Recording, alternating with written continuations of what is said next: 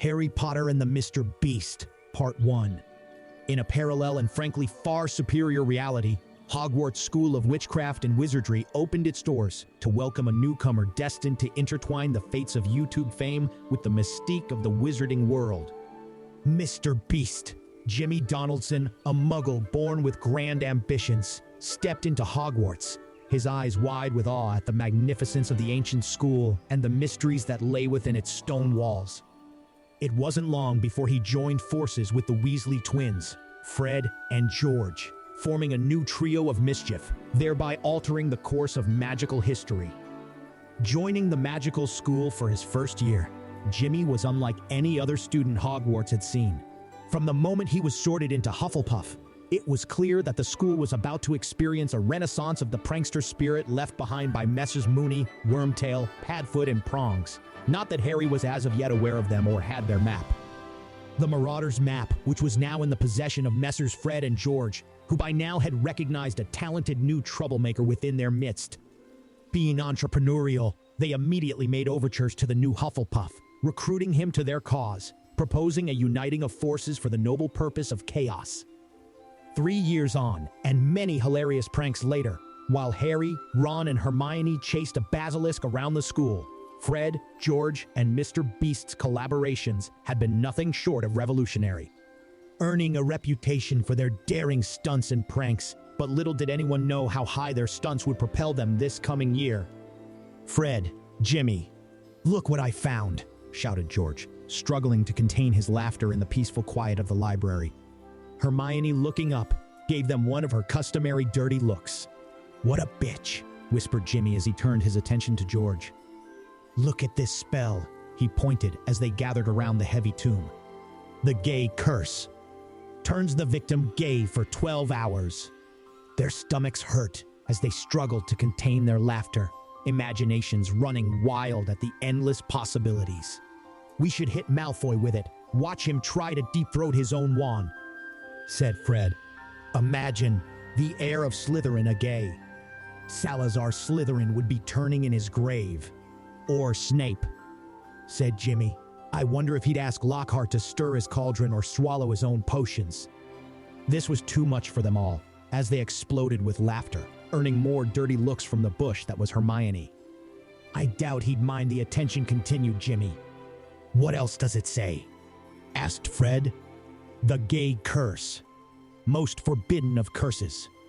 Once prescribed as a punishment, compelling the victim into performing." "You get the picture." George trailed off. "I'm surprised it's not in the restricted section." "What's the book called?" asked Fred. George turned the heavy book over to reveal a worn leather cover. 50 Shades of." He used his hand to wipe off dust obscuring the remainder of the name. 50 Shades of Gay. This could be the greatest prank in Hogwarts history. "But how's the spell performed?" asked Jimmy eagerly. "It's a simple spell. The incantation is Quiro," responded George. "Look, here's another one," said Fred excitedly as he skimmed the next page. "Expelliarmus causes the victim to violently shit themselves. Could come in useful," said Jimmy with a shrug. Wicked grins spread across all three faces. They would all swear the next morning that George's aim had been perfect as he pointed his wand at Snape from beneath the Gryffindor table. Snape had descended from the teacher's table, his gaze away from the twins and Jimmy. To their horror, the spell missed Snape or was deflected by some hidden protection, instead hitting the enormous Hagrid, who immediately bent over, expelling the contents of his bowels so violently the back of his trousers blew out in the blast, caking those who stood directly behind him with enough shit to block several dozen toilets. It had been Harry, Ron, and Hermione who had been blasted full in the face by Hagrid's dark projections. They now stood like swamp creatures, in shock, ears ringing from the force of the eruption. Hermione had been blown off her feet. Terrified at the mishap, the twins and Mr. Beast glanced quickly, but as innocently as they could manage, up towards the staff table. The corners of Professor Dumbledore's mouth twitched slightly, but he neither looked in their direction, nor did he lift his wand to help the filthy students stood before him. "Oh no, I'm so sorry, you three," apologized Hagrid to the shell-shocked trio. Must have mixed up my dinner with Fangs. Amid the echoing laughter and chaos of the Great Hall, the twins and Jimmy realized the gravity of their error. The prank, intended as a harmless jest, had spiraled into a spectacle that none had anticipated. Jimmy, ever the quick thinker, whispered a hurried plan to Fred and George. We need to fix this now. They nodded, their earlier amusement replaced by a shared panic to avoid detection. As the Great Hall remained full of laughter, Draco Malfoy taking particular pleasure in the shitty situation Harry and his friends now found themselves in, mortified as they whipped their eye and spat filth from their mouth. This is worse than the snails, moaned Ron. The three conspirators busied themselves with their breakfast, their expressions the picture of innocence. Despite the guilt that gnawed at their consciences, they understood that detection would lead to severe repercussions and were keen to avoid such fates. It took some time, but eventually, Harry, Ron, and Hermione were cleaned of the mess, but still remained in shock and could only wonder at the source of their misfortune.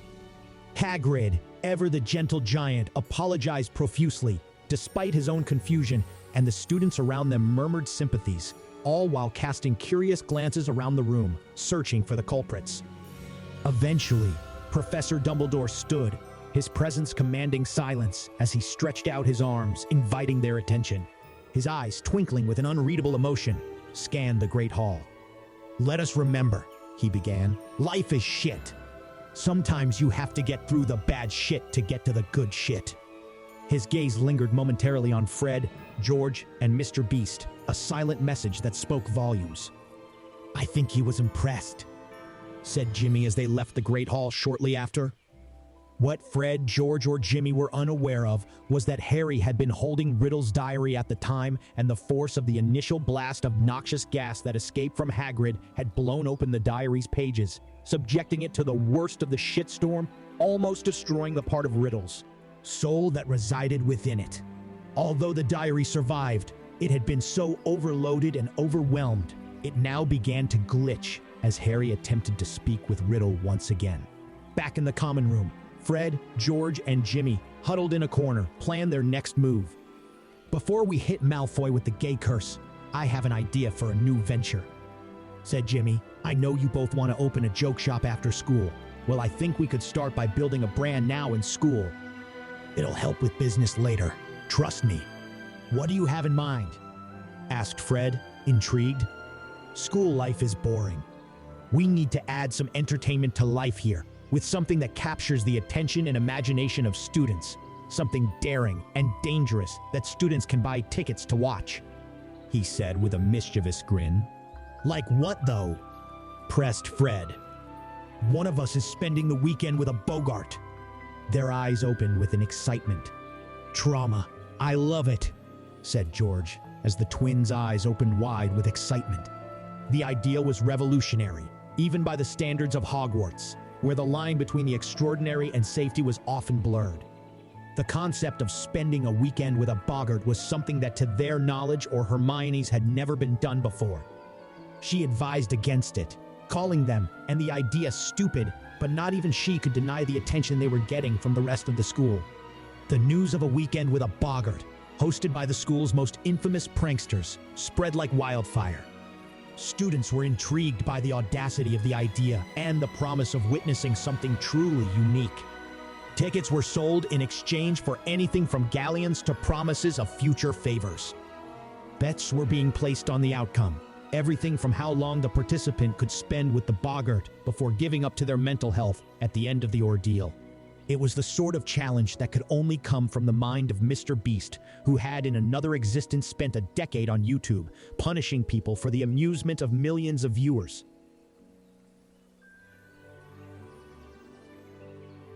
Thanks for joining us on this adventure. If you enjoyed the journey and are eager for more wild fan fiction, don't forget to hit that like button, share with your fellow fans, and subscribe for more episodes. And if you're as enchanted by the idea of Middle-earth meeting Hogwarts as we are, make sure to check out our series exploring this magical crossover. Your support brings these worlds to life. Until next time, keep the fantasy alive.